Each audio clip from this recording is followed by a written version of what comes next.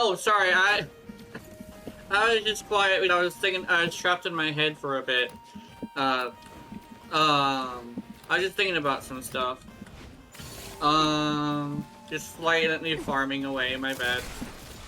I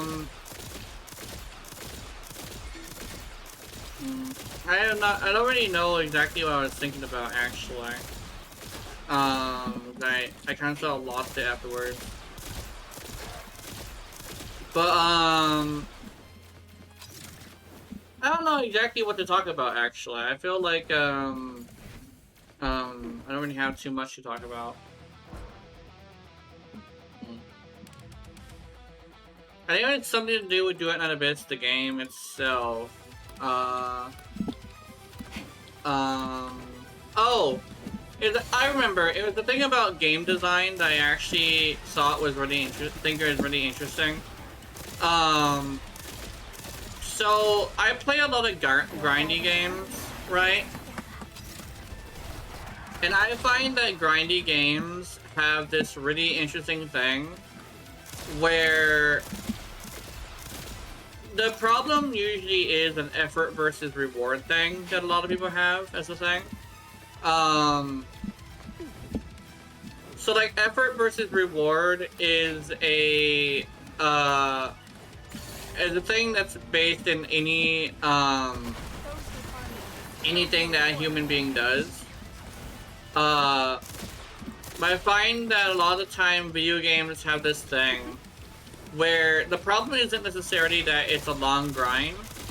It's the problem that for the long grind, you don't get an adequate amount of things. Like for instance, like the conversation about like Genshin Impact and like the God Rolls. God Rolls have a tendency to give you like a 20% boost in power, but the grind will take you like a few weeks in total. Well, for me, the God Rolls are kind of so like, oh, I want crit and like one of the percentage like things of my scaling thing. That's the God Roll, and I think it's rolling into one of them. I actually got that really easily, a couple of times, and you can also craft them, which is really interesting. But I'm super lucky, I guess. But the thing is, like, not everybody is, which is one of the reasons why a lot of people don't like gachas, because they're not very lucky. They don't get the thing right, and that's kind of what it is. Like, it's effort versus reward, right? And I find a really good way to deal with effort versus reward as a concept is effort versus reward has this thing where to compensate for a lot of like effort, it's a really good idea to have a lot of reward. I think that's part of the reason why in Do It Not Abyss I only use books. I only use the purples or the golds. Because I probably wouldn't want to farm without books. It's also a thing where like in Warframe, it was kind of a thing where like some people would rather purchase a Warframe rather than touching the farm at all. I got slashed. It's good. That's good. It's kind of like that with me and a lot of other frames. Or like a thing where like some people will wait for the prime. Faithful to love, in the God of Love's name. There is actually a lot of people who are actually wait for the prime. And that's like the thing is like, Warframe players are patient, but they have this thing where having to do something usually isn't very good, right? Like we're patient, we are patient, right? But we're not gonna like go through the effort of farming a frame if the farm is not fun, right? Not only that, but really depends on the frame too, of like is the frame so powerful as to allow you to do like crazy things, right? Is it a powerful frame? That's also another thing. Is like you wouldn't want to spend too much time on Equinox's farm because Equinox has this thing where Equinox kind of sort of isn't very like easy to use, and it's also not very like physically powerful. So it's compared to a frame that is like easy to farm, that allows you to kind of sort of AFK the game. It's a whole thing where like the reward has to be worth the effort, right?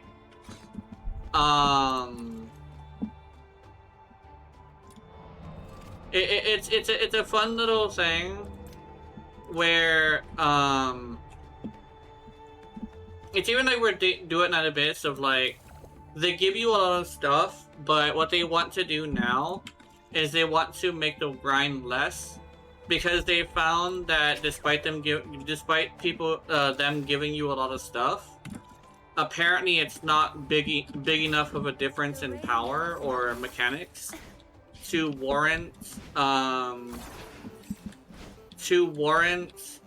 like the amount of time, right? It's kind of a fascinating situation where there's a lot of people who just don't feel like it's necessary to spend so much time if the reward just isn't worth it, right? That's kind of like a thing with all grindy games, actually, because it's like not just a Warframe or Do It in Abyss thing. It's more a thing of like any game with a big grind kind of sort of has to have it like be worth it, right? One of the big like things with like MMOs, not MMOs, RPGs, is that sometimes, not all the time, but sometimes in the end game, like going from like let's say level 50 to 100, like when you are able to just destroy the boss, the final boss, but you want to go and max out everything, it can take you like 1,000, maybe even 2,000 farms of the strongest enemy with the biggest amount of XP, right? And a lot of people will not do that. Getting a character to level 100 in some of the old-fashioned RPGs is extremely rare because no one really wants to do that. It's also a thing of like, you see a lot of games being action games instead of RPGs lately. It's mostly because no one really has a lot of time to just go and play like a fucking an RPG for like hours and hours. It's less about the time itself, and it's more about, am I getting any amount of gratification from this that is able to circumvent the effort, right? Because effort also translates to frustration, or friction, essentially. And friction versus what you get from going through the friction has to be at a certain level, if that makes any sense. Games are friction, not just hard. People think it's just hard. It's not just hard. Hard isn't the only friction, right? But games are about friction for a reward, right? And a lot of the time, like, the reward you're getting for your friction isn't enough. And that's kind of sort of a thing that I kind of sort of noticed about, like, a lot of people playing video games, is that a lot of the time, when they say too grindy, it isn't necessarily, oh, I want it to be grindy less. It's more like, you're making me grind hours upon hours for the fucking color green. That's kind of sort of the conundrum that you come across when it comes to in-game grinds, right? you're over here like, hey, is there a big grind? And it's like, yeah, no. However, yes, yes, there is a big grind. Okay, is it a satisfying grind? No, you're playing days upon days of content for the color green. It's like, oh yeah, I don't want to play that then. Yet when you go to like play, like when you play a game like, what's a good example? When you play a game like Genshin, I think is a good example, right? One of the reasons why grinding in that game is so satisfying is if you get a new character, not only do you get a brand new playstyle, you get multiple characters, by the way, because you get the ability to get 4 stars too, so you have a chance to get 3 new characters or to max them out. But you also sometimes will get a character that's like not the that is like your character that you were looking for, that is strong enough to do things that other characters cannot do. It's kind of a thing where like power creep kind of sort of in gacha games is very interesting, because it seems to be not necessary, but it seems to be the best option for games like gacha games. Because if you're going to be playing a gacha game and you get a new character and they aren't so powerful as to enable you to do stuff, yes, power creep is very scary, I would admit. But when it comes to power creep, like, there's a couple ways to handle it, and you can either put it in mods or weapons, or you can put it in a character. Unfortunately, Genshin doesn't really have a modding system. And it's a really good example as well as Wuthering Waves. Wuthering Waves, you have a modding system. So they have the ability to have less power creep, which I actually saw Wuthering Waves as characters that are like the older characters. The older characters can still do shit. They can do a lot of shit. The problem is that you have to go and get a brand new boss in order to get the stats in order to do the endgame. It's like Warframe, where in Warframe, if you were to have power creep, it's in the mods or the weapons, right? It's actually extremely bad that like Foley exists, for instance, where Foley is so power crept, but like it's not necessarily part of her mods, it's a part of her kit, right? Her kit is really, really powerful for no reason, right? But like when it comes to Genshin, unfortunately they don't have a modding system. So they need to make characters stronger each time, because why would you grab them if it isn't gonna make it to where you can do things? Right. One thing I will say though, most of your if you want to make a DPS of any character in Genshin, you need to have a character that essentially enables that. So you need to get a support. So a lot of the time, it isn't necessarily about the power; it's about whether or not it's a good support. Like Columbina, for example. Columbina makes Mannequin, which is one of the weakest characters in the game, into a powerhouse, because, you know, if you use Geo, you can have a reaction with your elements that allows you to do like really high level content, right? You can't do like the Abyss, but it's a really good example. Like, Columbina makes the Mannequin work, essentially, is like the best way to say it. Right? But when it comes to Wuthering Waves, or hell, I can even put this on Arknight's Enfield. Arknight's Enfield, all the characters can do any content. It just requires you to build more gear. The power creep is in the gear, right? So you have this thing where like you would either want to have a unique character that goes off of mods, or you would want to have a powerful character that is just a better version of somebody else's character, right? And I think Genshin chose the powerful character thing, but mostly in the supports, actually. Unfortunately, it's still quite bad for me, because sometimes I will miss a character that I want, and with Genshin, farming a character feels really good.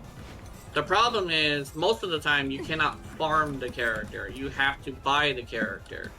And that's a gacha thing, right? I like gacha, but I simply like gacha if I win the gacha, right? I will get extra mad if I spend, like, a bunch of money and I don't get Odette, for instance, right? One of the reasons why I don't play,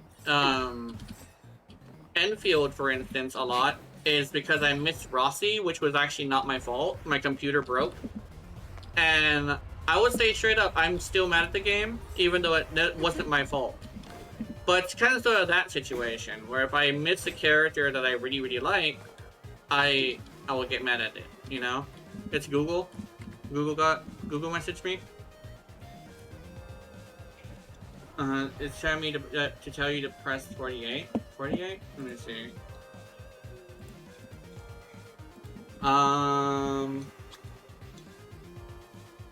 Okay. Oh, sorry.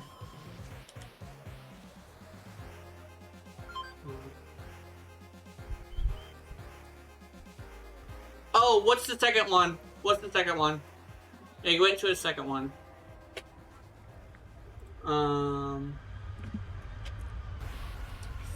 85, okay. And 46. 85 and 46.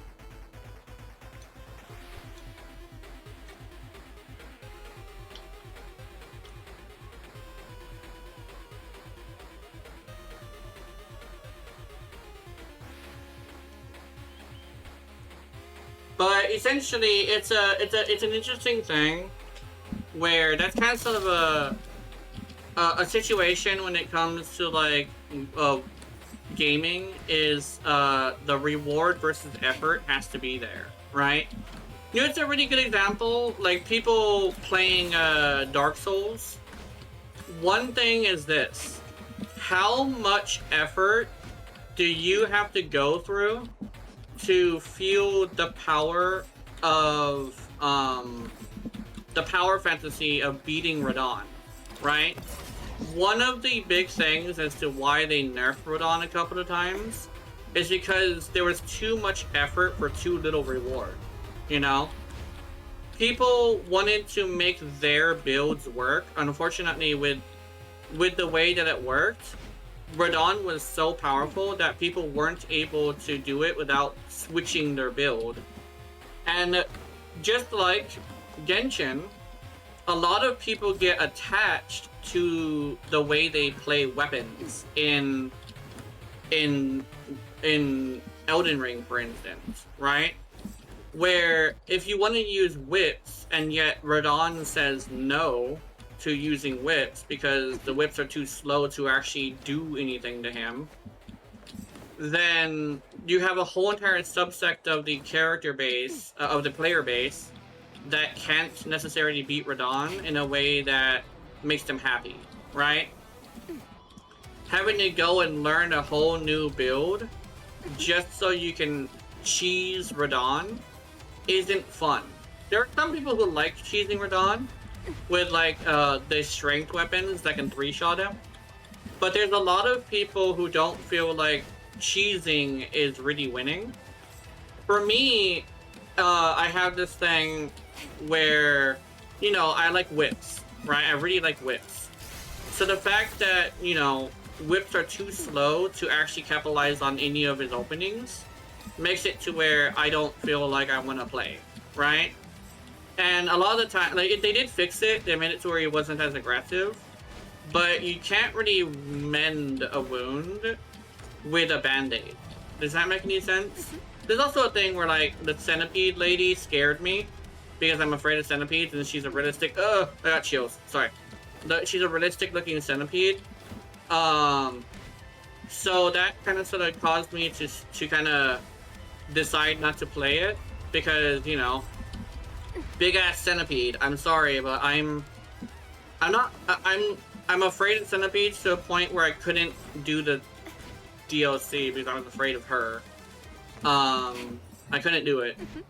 It was to a point where she was psyching me out and she wasn't even involved in the boss battle. There's a few boss battles that caused me to panic because I thought about the whole thing of like, eventually I'm gonna have to fight her, and I'm getting closer and closer to fighting her. So what ended up happening is I would do mistakes because I'm too busy thinking about her, right? It's kind of like the opposite situation of like saying, oh, there's a hot chick on the side of your eyes, like there's a hot chick in your room, right? And you can see her, you can hear her, you can smell her. So you have this thing where like you're so distracted by a hot chick. But the opposite, where I was distracted by fucking centipede lady who still gives me chills to this day whenever I talk about her, you know? So I have this thing where, unfortunately, I wasn't going to be able to do it. I was too afraid of her. I've seen her on videos, and I'm already wincing at the screen. When I watch videos. And, whenever I thought about actually experiencing her, like me straight up, I just couldn't do it. That's also another thing is like scary games that have like something scary. The feeling of being scared can sometimes be too much. So that means like that's one of the reasons why a lot of scary games like a lot of people don't play them because like they're too scary. Because, you know, effort versus reward, right? But that's kind of sort of like the conversation, the effort versus rewards thing, as well as a little bit of power creep versus power creep characters versus power creep gear, right? When it comes to power creep, it's like you have to choose between power creeping the enemy, power creeping the characters versus power creeping the gear, you know? Like, I think the only way you could really fix Genshin power creep is to actually make it to where Genshin characters are swapped to being not the important thing, but the gear is most important. Unfortunately, I don't think that's actually all that realistic. To expect Genshin to switch to a completely different model. Because, like, Warframe and Wuthering Waves and also, you know, Duet Night Abyss can do that. But that's because they have a modding thing. But because of the way that artifacts work, where they're literally just the same exact stats on top of a artifact set that's like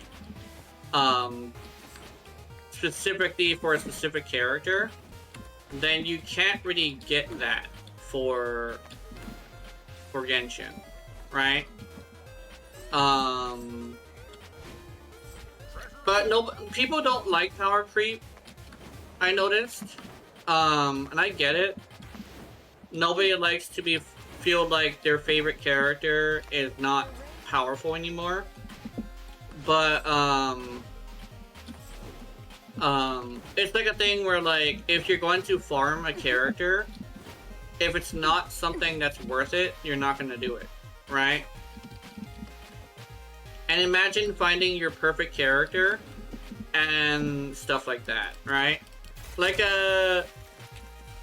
for Warframe, I can main Yoreli and play nothing but Yoreli, and I could literally do anything.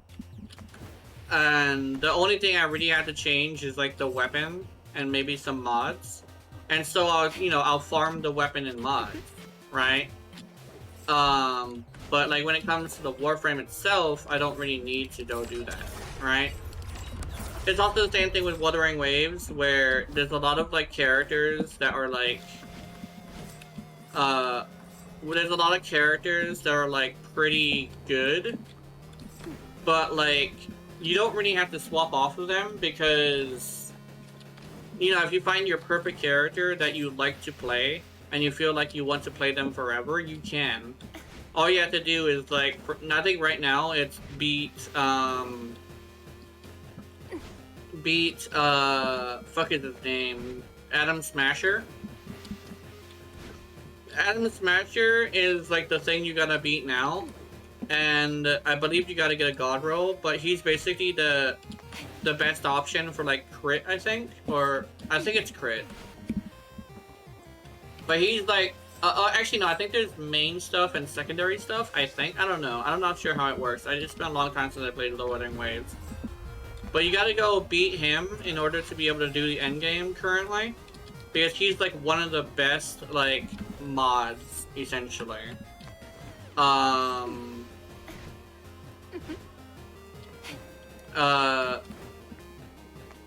like that's kind of sort of how they do it. In order to circumvent it too, they also have to make things unique, is also another thing, right? Warframe said they would never make a character that is another character, but stronger, right? They might mix together two concepts that are similar, but they're never gonna make a character that is literally like the same character, but like more powerful, right? I think that's like a big difference between like the two kind of games. There's also a thing where like in Genshin Impact, a lot of characters, unironically, are literally the same exact fucking thing, but like cuter or hotter or cooler or sillier or what's the other one? Cool, hot, silly. Oh wait, cute, silly, cool, and sexy? Is that it? I think that's it. Yeah, what about silly? Did I already say silly? Yeah. Cool, cute, sexy, silly. Cool, cute, sexy, silly. There we go, that's what it is. But yeah, it's like, you either get the cool version, the hot version, the sexy version, or the silly version of like anybody, right? But like, there's a lot of characters that are basically the same shit, but like unironically. Like there's like, when it comes to like the way they play, it's like you either put a field that does damage over time to apply an element, or you do like some weird stuff like that. There's also Sidring, who has a unique version of what she does, but that's because Sidring is like super unique. And also I don't really think healing is something that can be swapped in any way. So a lot of the healers are different each time, right? If there's anybody who's unique, it's most likely a healer, which I noticed. Because healing is healing. Like, you literally just drop a field like this and just heal. But like, because healing kind of sorta is like always the same, they need to make healers unique. Because, you know, Chi-Chi is great, but like, what if you don't want to fucking use Chi-Chi? Well, let's see, what else can we do with her? With it at? Let's make a Kokomi who can literally just do this. And then it's like, oh, we already did a Kokomi, what do we do now? Oh, let's do Sidgewing, who likes little bubbles, that you fall around. It's like, oh, we did bubbles. Okay, now what do we do? Isn't there a gun? Yeah, there's Severus, who shoots a gun, which I believe she has to hold the skill in order to actually get it to work properly. And then there's also, like, she also is like a overcharge support as well, right? But she's like a healer mostly. Well, she's an overcharge support, I think, mostly, but like she also heals, right? But when it comes to the DPSs, they are literally the same shit, but a different element. Most times. It's, I believe, like skill burst and regular attack constantly, I believe. Those are like the main on-field DPSs. Literally, that's basically what they do for their stuff, right? Then there's the off-field DPSs where you just do, I think, burst and skill, and then you swap to a different character, and then you don't touch them after that. They're usually either I do an aura around me that's in melee range, and stuff like that. That would be a goal. Oh, you on your account? Okay, that sounds good. Sorry, I was in the middle of talking about power creep. Remind me, I think I kind of sort of want to take that conversation. I think I want to take that conversation and see if I can turn it into a video, but it's a really long conversation, so we'll see. But yeah, hi YouTube! Anyway, I'll go switch my account and we'll do that. Let me see. 2 hours and 28 minutes. Oh yeah, can I teleport you to Sanctuary? I'll do that. 2 hours, 28 minutes. Hypno's house, Sanctuary. Jump